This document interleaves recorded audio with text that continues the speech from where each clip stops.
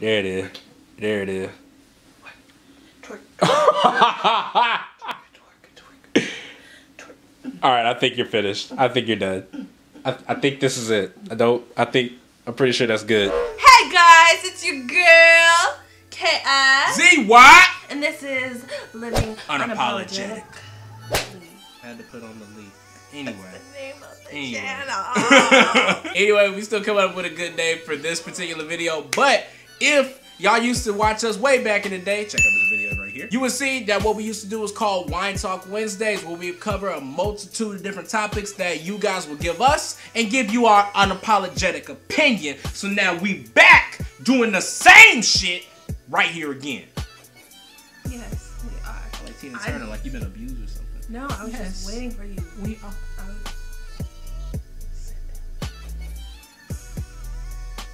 No, babe. Gosh, I was just waiting for you to finish. So anyways, please make sure you like and subscribe to the channel. We're growing this one. We're growing, actually trying to get it. It's really big. Get out there as much as possible. So make sure you go ahead and like and subscribe. So anyway, let's go ahead and get to these topics, man. Babe, what we got? Why date another race? What's the difference? Interracial dating, interracial love, Two? interracial... Wait, I don't know where I was going with that. Actually, 2 viewers wanted us to discuss interracial dating. Right. Now, as you guys probably can both see, I'm black. She... Anyway, she black too. So it's kind of weird discussing interracial dating because we are not obviously an interracial couple. No. So, but I think we can both add a little bit of levity to this. Now, personally, I don't see a problem with interracial dating for real. Because to me, it's like I see it as where it can be debated and where it can be a confliction. But personally, to me, I've always thought that you love who you love. There's no levity as far as like. Here you go looking at me. I was really getting into what you were saying. There's no levity in what exactly that should hold on you, or at least it shouldn't hold on you. You know, as long as there's some basic understanding in what each person has gone through historically or culturally, and you guys can meet in the middle there, I don't see a problem with interracial dating, whether, man or female. But, I'll go ahead and let you finish on. I have never been in an interracial relationship. There you go.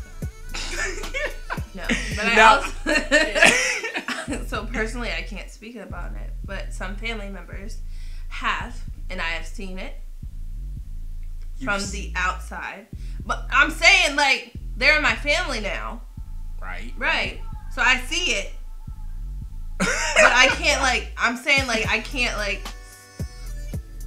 Can't relate. Can't relate to it. Because my personal preference is... Izzy. I only have one preference, and it's Izzy. It's always gonna be there. I can kind of see where it comes to the heated debate. Over time, it's usually like family and things like that kind of get involved with it. Also, a lot of debate, especially I would feel more so is in the black community about interracial dating. One thing I always do see a problem is when it comes to interracial dating, and I will say this in the black community, I will say this there's a lot of negativity, and it's like on both sides. I'm sorry, it really is. I was just listening. From females and males, there's so much negativity. Well, if you want to talk about it, let's talk about it.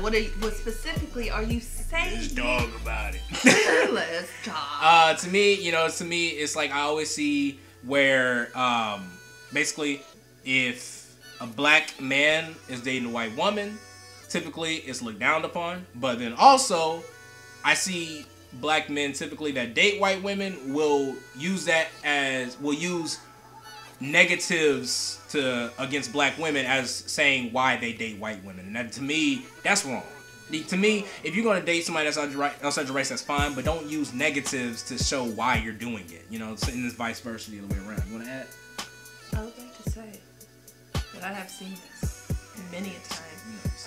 I went to high school in a predominantly white area where all of the, I won't say all, but all of the black men sought after white women.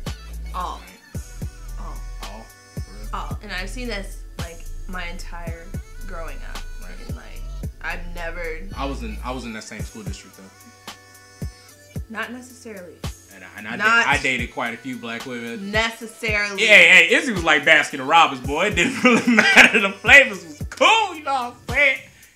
I'm sorry. Many of the black men that I would approach strictly dated white women and had a lot to say about black women. Yeah, and that's the problem. You know, you can't, like, that's what I don't get. They just say they're like ghetto, they're too loud, they're non-docile or whatever. I don't see the problem in where you would say that this person is too this, that's the reason why I only date this. That's stupid. That's ignorant. Because I've seen it also done with people of other races, you know, white races, that will also be loud, ghetto, whatever. It comes down to the individual. You don't tie that to a certain color, you know, because that's not right.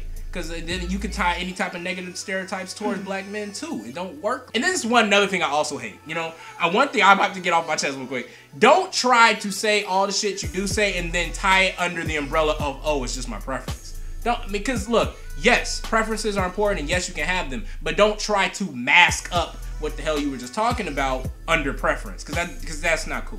Right. That's not cool. You can't mask your anti-blackness with preference. I don't have anything to say about interracial relationships, like anything negative to say about them. The only problem I have is specifically with black men when they specifically with black men. Hold on now. No, it is specifically with black men when black women are just minding their own business and they're doing what they want, which is a white, Asian, Hispanic, Latina woman, or however they identify, and then come back and talking about, oh, you know what black women need to do? Black women need to straighten their hair. Black women need to grow their own hair and not wear weave. But black women also don't need to be wearing that nappy shit on their head. You know, I am sick and tired. I be minding my black ass business over here, and then I get on Facebook. You know what black women need? They need to do just so and so and so. And I'm just tired. Like, I get so tired. That's the only qualm I have when it comes regarding, like, interracial relationships. Those kind of that was a little bit of a rant. But you don't know how many times I see it. I honestly feel it can also go both ways too, because I see black women that typically will down black men for doing it too, and they're minding their own business too. But we have really spent way too long on this damn topic. We can talk all day about it, so we're gonna move on to the next damn topic. Y'all making this video hella long for the first one. Okay, our next topic is celibacy, and is it too late to try it? It's too late for us, damn it. We ain't going back. We got a baby. We grown. We smashing every night, okay? Again, I have never been celibate. Never been celibate? What? Like, when you're a virgin. Yes, you've been a virgin at some point. But, like, I thought celibacy was, like, after the fact you've had sex, you make a conscious decision to abstain from it. Celibacy means that you just choose to not have sex regardless. That's abstinence. I thought it was the same thing. My whole point is, celibacy, what I think about it, it is very important because, I mean, you always want to make sure that because one thing I think we have an issue with nowadays is that people too willy-nilly have sex with people. I've never been a fan of the sex culture of this today. I guess call me old, call me traditional. I love relationships. I always have. This has always been me. Anybody that ever knows me, I've never been for real, no manhole or nothing like that. Everybody has our periods. Everybody has our times in life. But me personally, I've always liked relationships, you know. So I will say that casual sex has kind of hurt the morale of people a little bit. It's kind of cool, you know, on an individual level, but you can't really build no connection. So celibacy to me, I think is important because you want to make sure you doing what you're doing with the person that you love. Now, if I'm not mistaken, celibacy means holding on to a marriage. Ain't that right? That's abstinence. That's abstinence? So celibacy is just going out sex, period. Yeah. Oh, no, I don't. I think like a break, like a break in between, like if you were in a bad relationship and you had a lot of sex, but it was meaningless. We probably should have looked up the dictionary. We should have. We should have looked up Webster. So like I think it means like just like, oh, I'm not gonna have have sex until it's real. Oh damn. Well, or then go. Then what I was just saying. Yeah, wait till it's true love to me because, like I said, casual sex gets old. It gets old. It really does. And to me, it's just so much better having it with somebody that I actually love and care for because it goes more on an intimate level rather than just a physical level, if that makes sense. Right. I've only had one lover. Stop! Ew. But that was too much, baby. I'm sorry, that was too much. I don't think it's ever too late to go back. If you ever, it's just like going vegan or vegetarian. If you want to make a conscious decision to change your lifestyle, just change your lifestyle. I mean, you don't want to have casual sex no more. That's cool. Do it. You want to focus on you. You want to focus on how you're doing. Do it. Don't you think it will be harder though with this age of Tinder and stuff? Don't get on Tinder.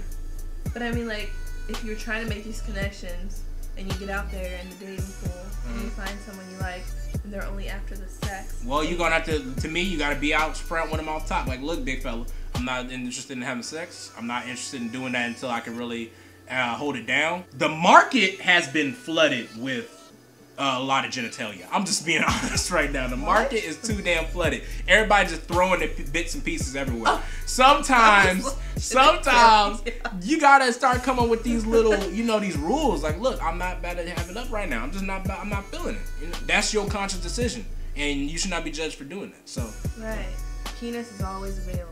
For guys too, because I think that's more of like the girls side. But for guys too, if you choose to be celibate, you want to get more in touch with yourself or more in touch religiously, faithfully, whatever it is. I support going on doing what you want to do. Just make sure with a partner that you approach that you be out front with them. Just like if you were out front with them saying, "Hey, I'm not interested in a relationship. I'm interested in just sex." Do the same thing, but just in reverse. Hey, I'm not interested in sex. I'm just interested in a relationship. Don't be a fuckboy. Don't be a fuckboy. The next topic, next and last topic, because this video is way too damn long.